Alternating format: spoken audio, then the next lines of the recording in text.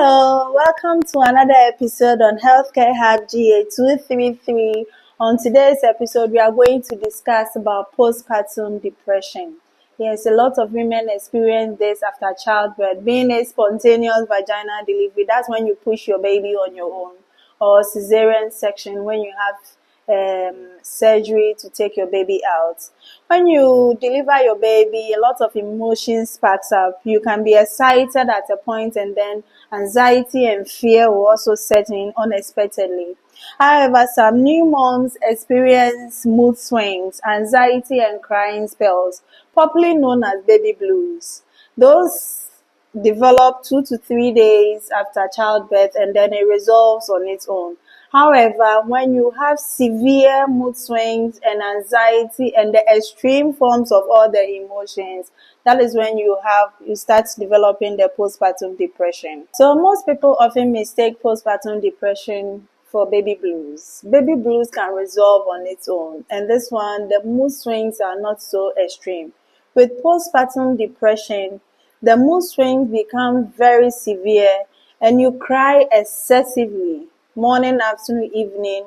You even forget to bond with your baby. Every time you be at one corner and then you be crying.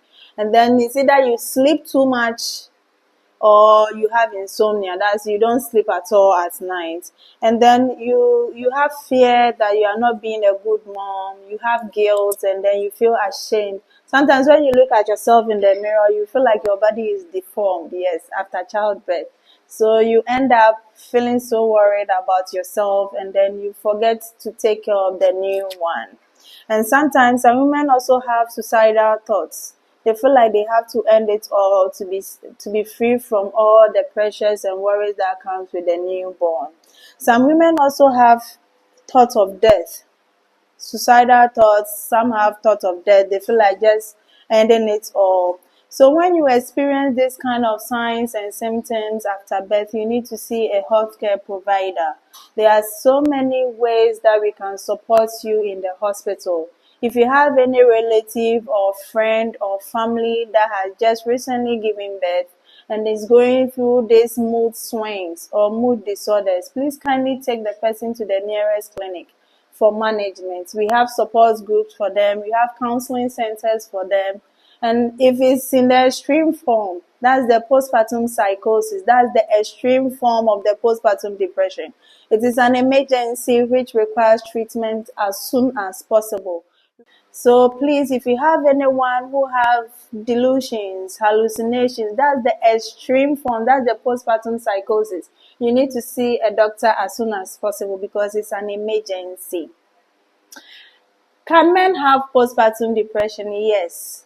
Some men also can get postpartum depression, and they have the same symptoms as the women who have postpartum depression. Men don't give birth, yes, but sometimes financial difficulties and especially the young ones, the young men who have unwanted pregnancies from their partners, yes, they develop postpartum depression. Their treatment is just like the same as the one that we give to the women who give birth. So men do have postpartum depression.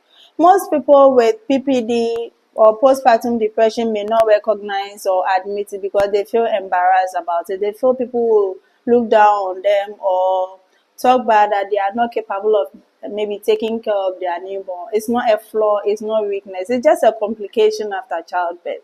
So kindly see a healthcare provider for support, for treatment. If you need an antidepressant, if you need just psychotherapy, someone to talk to, a doctor will just recommend you to a psychiatrist or a psychologist, and then you'll be well taken care of. Thank you, and let's hope that we all get the treatment that we need for our various conditions. Thank you. Have a nice day. Bye.